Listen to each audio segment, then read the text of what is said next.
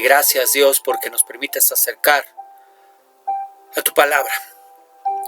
Palabra viva, palabra eficaz, palabra que es más cortante que una espada de dos filos, y ahora anhelamos, deseamos conocerte un poco más a través de ella. Habla a nuestro corazón y a nuestra vida.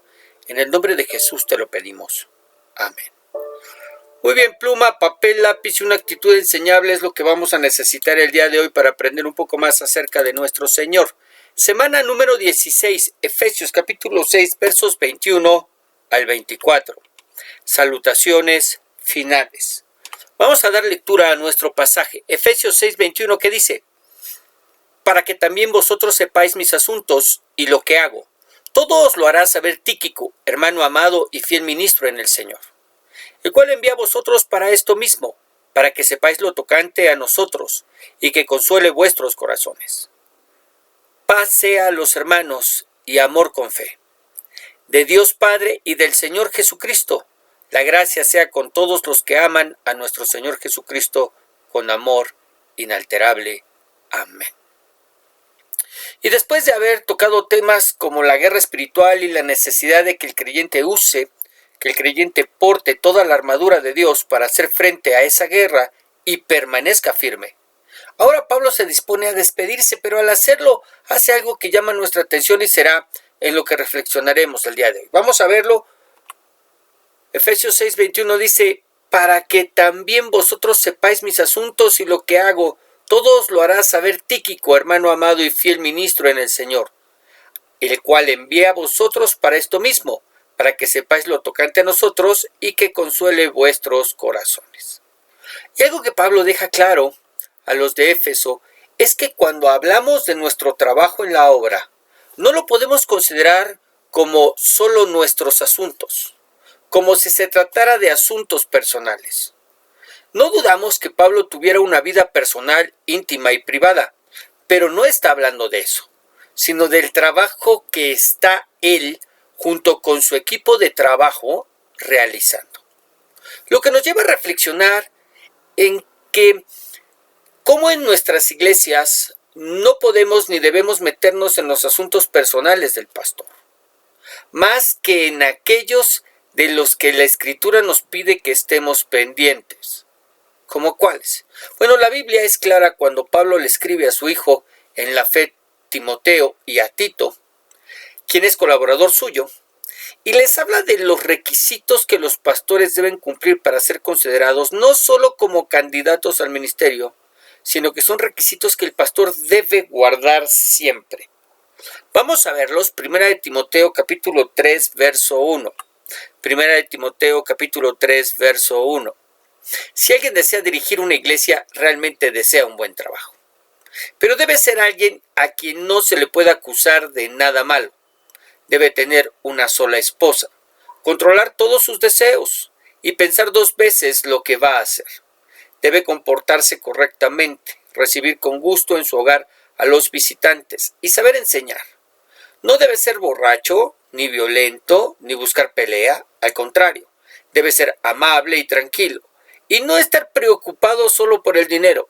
Además, debe gobernar bien a su propia familia y educar a sus hijos, para que sean obedientes y respetuosos, porque si no puede gobernar a su propia familia, tampoco podrá gobernar a la iglesia de Dios. Y no debe ser alguien con poco tiempo de haber creído en Jesucristo, pues puede volverse orgulloso y entonces recibirá el mismo castigo que Satanás. Por último, debe contar con el respeto de la gente que no cree en Jesucristo, para que nunca pase vergüenza delante de ellos ni caiga en alguna trampa de Satanás. Muy bien, este fue leído en la Biblia al día. Y aquí nos habla de 17 requisitos que el que desea ser pastor debe cumplir. No se le puede acusar de nada malo, irreprensible, tener una sola esposa, tener control sobre sus deseos, dominio propio, pensar 2 veces en lo que va a hacer, sabiduría, comportarse correctamente, recibir con gusto en su hogar a los visitantes, hospedador, saber enseñar, no borracho, ni violento, ni peleonero, ser amable, ser tranquilo, no codicioso, es decir, no estar preocupado por el dinero, gobernar bien a los de su casa, educar bien a sus hijos, no debe ser alguien que tenga poco tiempo en el Señor, y debe contar con el respeto de los de afuera. Ahora, claro que habla del caso de un aspirante a ministro, como acabamos de leer, que sea casado. Pero si no lo es, bueno, podemos quitar esos requisitos 2, 14 y 15, es decir, tener una sola esposa, si no es casado, pues no tiene ni una sola, y el 14 y el 15, que es gobernar bien a la familia y educar a los hijos. Pero todos los demás los debe cumplir. Es decir, el ministerio del pastorado no es solamente para la gente casada, sino que también los solteros pueden aspirar a tenerlo. Es más, el mismo apóstol Pablo anima a los discípulos a no casarse y mejor servir al Señor, porque el que se casa no solamente tiene que tener cuidado de las cosas del Señor, sino también de las cosas de su mujer. Sin embargo, el que permanece soltero solamente se encarga de las cosas del Señor. ¿Ok? Ahora la pregunta es, ¿solo los debe cumplir para ser considerado para ser pastor o ministro? ¿O debe seguirlos cumpliendo para no ser descalificado como pastor o ministro? Bueno, creemos que no solo los debe cumplir en un principio, sino que los debe seguir cumpliendo durante todo su ministerio. De manera que como iglesia, aquí está, porque la pregunta inicial es ¿de qué cosas debemos estar pendientes acerca de la vida del pastor? Bueno, como iglesia debemos estar pendientes de la vida del pastor para saber si sigue cumpliendo con los requisitos o no. Bueno, ¿y qué pasa si no? ¿Qué pasa en el caso de que rompa con alguno de estos? Bueno, eso, queridos, dependerá del mismo requisito. Por ejemplo, no es lo mismo que haya discutido con uno de los vecinos y se le acuse de ser peleonero, que no lo es por haber tenido un problema. No es que a cada rato tenga problemas con los vecinos, ¿verdad? Bueno, que tuvo un problema simplemente. A que se le acuse de adulterio. Por adulterio definitivamente tiene que dejar el ministerio. Pero por tener un problema con el vecino, no. Otro caso podría presentarse con los hijos. La Escritura pide que gobierne bien a la familia y los hijos sean obedientes, los mantenga en sabia sujeción. Pero ¿qué pasa si los hijos, siendo mayores de edad, lo voy a repetir, siendo mayores de edad, se rebelan y se apartan del Señor? La pregunta entonces sería, ¿viven con Él o ya no están en casa? Porque miren, si ya no están en casa, no pasa nada en relación con el trabajo del pastor en el ministerio. Pero si viven con Él, es necesario que se le apoye de una manera mucho más visible para tratar de solucionar el problema antes de que afecte su permanencia en el servicio, en el ministerio. ¿Ok? Ahora, otra situación podría darse en la relación matrimonial. Se nos dice que debe ser marido de una sola mujer. Ahora, ¿qué pasa si la mujer del pastor comete adulterio y lo abandona? Bueno, ¿qué pasa si la mujer comete adulterio, abandona al pastor y él, pues obvio, se divorcia y se vuelve a casar? La Biblia dice que debe ser marido de una sola mujer y no ha dejado de serlo. Recordemos que en los tiempos de Pablo era común la poligamia. El pastor no podía tener más de una esposa. De manera que si se divorcia y se vuelve a casar, no está rompiendo el requisito. Solo tiene una mujer, aunque no es la misma. ¿Ok? Muy bien. ¿Se da cuenta? La vida del pastor se encuentra en escaparate. Y todos debemos estar pendientes de ella, no con la finalidad de señalarlo y juzgarlo, sino para ayudarlo y apoyarlo para que continúe con su labor. Pero también tiene una vida personal, tiene una vida íntima y privada, donde ninguno de nosotros tiene el derecho de entrar. Y donde el verdadero problema, en ocasiones, es que no sabemos distinguir los límites. Necesitamos orar y pedirle al Señor verdaderamente sabiduría, nosotros como iglesia, para no ir más allá de lo que la Escritura nos pide que hagamos. Y también el pastor necesita orar y pedirle sabiduría al Señor para saber poner un límite en donde empieza su vida íntima, privada, personal, en donde como iglesia ya no debemos meternos. Pero Pablo Pablo no se refiere a esa vida personal, sino a la vida ministerial de la que desea que los hermanos se encuentren enterados. De manera que enviará al hermano Tíquico, quien forma parte de su equipo de trabajo, para que les dé un informe más detallado y en persona de lo que están haciendo. Lo que nos lleva a contestar otra pregunta. ¿Los apóstoles tienen que reportar lo que hacen a las iglesias que fundaron? Ahora vamos a hacerlo en términos más generales. ¿Los ministros tienen que reportar lo que hacen a las iglesias que fundaron o que los sustentan o que los sostienen? Porque bueno, en este caso habla de un apóstol, pero que de los pastores o de los evangelistas o de los maestros o de los profetas, ¿no? Ellos tienen que reportar lo que hacen a la iglesia a la cual pertenecen, la cual les está dando sostenimiento, o a las iglesias las cuales los sostienen. Bueno, pues por lo que podemos leer, sí. Los ministros, si bien es cierto, y en este caso los apóstoles, fueron llamados y levantados por el Señor. Y los apóstoles se encuentran en la parte más alta de la cadena de autoridad de la iglesia.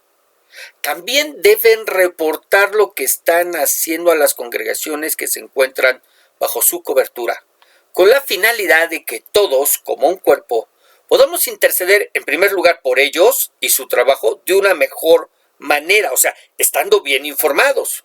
Pero además para saber de qué manera se están administrando los recursos que son de la iglesia y que ellos administran. Así, de ser necesario, se levantarán ofrendas con el propósito de suplir las necesidades de las que todos estamos enterados. ¿Ok? Ese es el propósito. Pero algo que ha de llamar nuestra atención es que en el verso 22 también nos dice, para que sepáis lo tocante a nosotros y que consuele vuestros corazones. ¿Dónde se encontraba Pablo cuando escribió esta carta? Estaba preso en Roma, era su primer encarcelamiento. Y no dudamos que la iglesia se encontrara afligida, triste, por lo que le estaba pasando. Así que Tíquico llevaba la encomienda de dar un reporte de actividades y además ponerles al tanto de la situación y salud de Pablo, con la finalidad de que fueran consolados al darse cuenta que no la estaba pasando tan mal como muchos quizás podrían imaginar. Ahora, debemos recordar que se encontraba bajo arresto domiciliario. Y eran los hermanos de Roma los que estaban encargados de suplir sus necesidades y lo estaban haciendo. ¿Ok? Muy bien. Vamos a ver quién era Tíquico. Dice, Tíquico, un convertido de Asia Menor, Turquía en la actualidad, quien estuvo con el apóstol durante su primer encarcelamiento en Roma, el lugar donde se escribió esta epístola. Este hombre acompañó a Pablo al llevar la ofrenda para la iglesia en Jerusalén y fue enviado por él en varias misiones. Es decir, hablamos de un hombre que era de su entera y completa confianza. ¿Y qué necesidad tenemos los ministros de tener a alguien en nuestro equipo de trabajo que sea de toda nuestra confianza? Alguien en quien podemos delegar algunas situaciones y que podamos contar con él siempre, sabiendo que siempre será fiel a lo que le pedimos y al llamado que por Dios ha recibido. Muy bien, verso 23. Paz sea a los hermanos y amor con fe, de Dios Padre y del Señor Jesucristo. La gracia sea con todos los que aman a nuestro Señor Jesucristo con amor inalterable. Amén. Pablo termina la epístola con una bendición compuesta de las palabras paz, amor y fe. Esto lo estoy leyendo del siguiente comentario, Lo voy a leer nuevamente. Pablo termina la epístola con una bendición compuesta de las palabras paz, amor y fe. Paz, el saludo tradicional entre los judíos, viene de una relación íntima con Dios. Te debo recordar que el saludo entre ellos era shalom, que es paz, ¿verdad? Paz. Amor, que es la expresión habitual de los creyentes en Cristo. El Señor Jesús dijo que seríamos conocidos por los demás por la manera en que nos amamos unos a otros. Y la fe es el don de Dios, sin el cual no hay cómo conocerlo, ¿verdad? Esa fe que viene a nuestras vidas y que es un don, un regalo de Dios para nosotros, para que nos podamos acercar y conocerlo. Esta bendición viene de parte de Dios Padre y del Señor Jesucristo. Pablo reconoce así la fuente verdadera de toda bendición. La última palabra que se expresa es gracia, que es un favor inmerecido, es un regalo, ¿verdad? Es el saludo cristiano. En esta bendición, Pablo expresa su deseo de que el favor bondadoso de Dios sea con todos los que aman a nuestro Señor Jesucristo con amor incorruptible. Se refiere a la comunidad cristiana, a la iglesia verdadera que ama a Cristo con un amor que nunca perece ni se contamina con la corrupción del mundo. Un amor santo, puro y duradero, que es la clase de amor con la que todos y cada uno de nosotros aspiramos a amar a nuestro Señor. Ahora, antes de terminar, me gustaría que pensáramos en la manera en que está escrito amor con fe. Porque comienza el verso 23 diciendo, pase a los hermanos y amor con fe. Que si vamos al original, nos habla del amor ágape, que es el amor con el que Dios nos ama, un amor incondicional que debe ir acompañado de la fuerte convicción de que así es. Por eso dice amor con fe. Es decir, Pablo nos está exhortando a creer profundamente en el amor con que Dios nos ama. ¿Por qué? ¿Por qué tiene que exhortar a los hermanos a creer profundamente en el amor de Dios? Quizás eso se deba a las circunstancias por las que estaban atravesando como creyentes. Piensen, estos eran creyentes que estaban bajo persecución, no solo de los judíos, sino principalmente de los gentiles, en una ciudad rendida a la idolatría. Eran helenistas. Por lo tanto, ellos adoraban, ¿verdad? Adoraban a Afrodita y tenían su templo y ellos clamaban en amor y ferviente devoción a ella. Y ellos estaban ahí en medio de esa ciudad, siendo señalados porque Pablo se encargó de dar a conocer al cristianismo en medio de aquellos de los que hacían esos templecitos, ¿verdad? Como souvenir de la ciudad y que de eso se mantenían. ¿Ok? Ahora, definitivamente no podemos creer que los hermanos se la estaban pasando bien. Y esas son las circunstancias, quizás, que podrían llevarlos a dudar acerca del amor de Dios. La están pasando tan mal que eso quizás los está llevando a dudar acerca de que Dios los ama. Pablo les dice que deben recibir ese amor con convicción, donde creen que Dios les ama sin importar que las circunstancias los traten a pesar de lo contrario.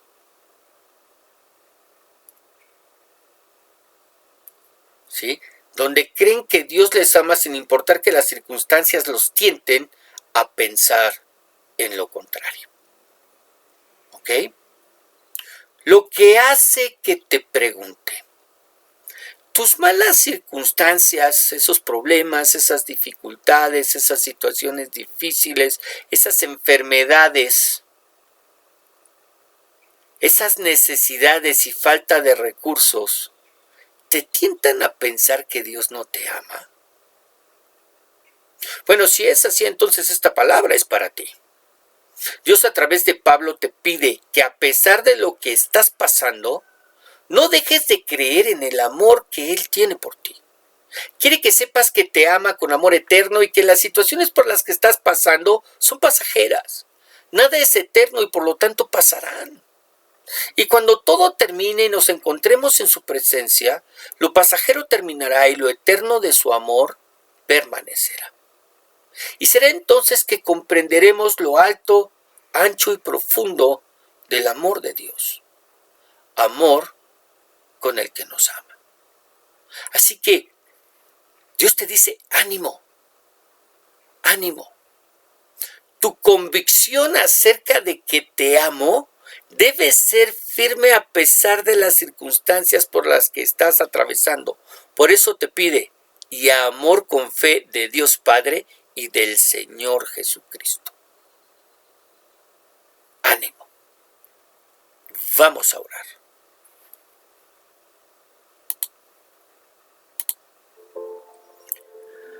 Señor Dios y Padre Celestial, te queremos alabar y te queremos bendecir. Y Dios, queremos darte gracias.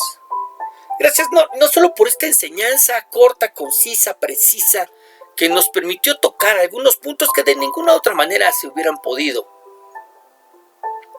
sino que queremos darte gracias por esta carta. Esta carta que trajo, que aportó tanto conocimiento, tanta sabiduría, tanto que ignorábamos, Señor, y que ahora conocemos. Dios, en el nombre de Jesús, yo te ruego que la obra de tu Espíritu sea en nosotros y que podamos comprobar, bendito Dios, que Él nos recordará todas las cosas. Porque si lo dejamos a nuestra memoria, a nuestra capacidad, Dios eterno, es tan endeble, es tan frágil, es tan corta. Sin embargo, Padre Celestial, confiamos en ti, confiamos en tu palabra, y cuando nos dices que el Espíritu Santo no solamente nos guiará a toda verdad, sino que nos recordará.